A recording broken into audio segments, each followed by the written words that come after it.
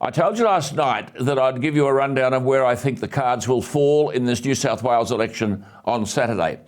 Let me say that this election is like every other recent election, whether it be federally or in WA, South Australia, Victoria or Queensland. Much of the media commentary misses the point and shows a profound lack of understanding of what the voters in Struggle Street are talking about in the 93 seats to be contested. The first thing to say is very significant. For the Labor Party, 6 of its current members of Parliament are not standing. In the lower house, that means Fairfield, with a margin of 16.8%, has a new Labor candidate. Liverpool, with a margin of 17.4%, has a new Labor candidate. And Cabramatta, with a margin of 19.3%, has a new Labor candidate. It won't matter. All those seats will go to Labor.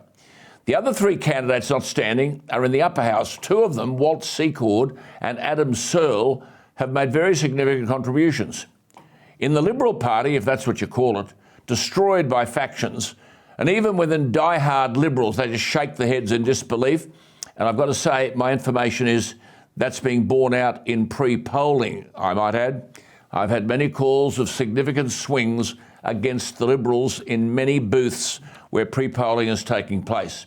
And unless the factional wars in the Liberal Party are addressed and people with merit and confident about nominating, I'm telling you, the Liberal Party is headed for political oblivion. No one, except Tony Abbott, has warned of the direction the party must take to change. I think Abbott knows something. He won 25 seats in 2 federal elections from the Labor Party. Current factional heavyweights have to be named and removed. It's in response to this factionalised, discoordinated, often hateful structure in the Liberal Party that 14 existing members of Parliament will not be contesting on Saturday.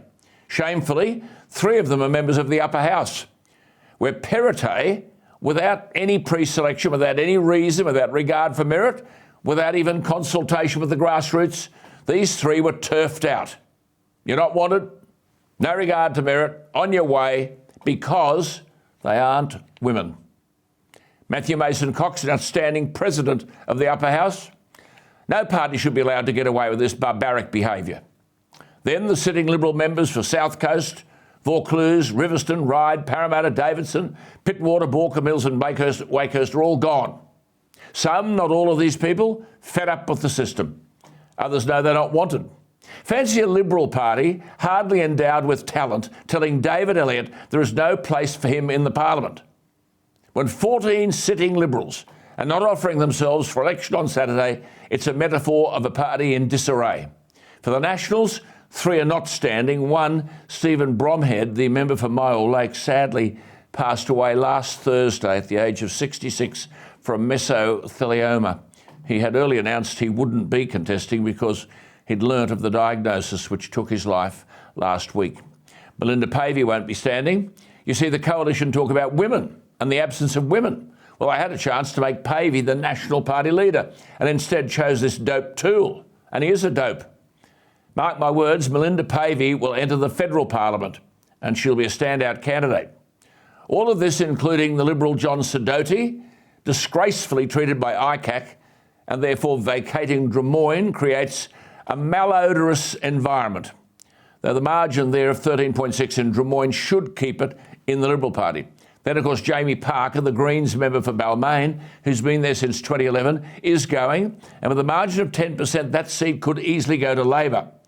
Interestingly, so terrified is the Liberal Party of certain defeat in the election that Balmain is one of 3 seats where the Liberals are preferencing the Greens.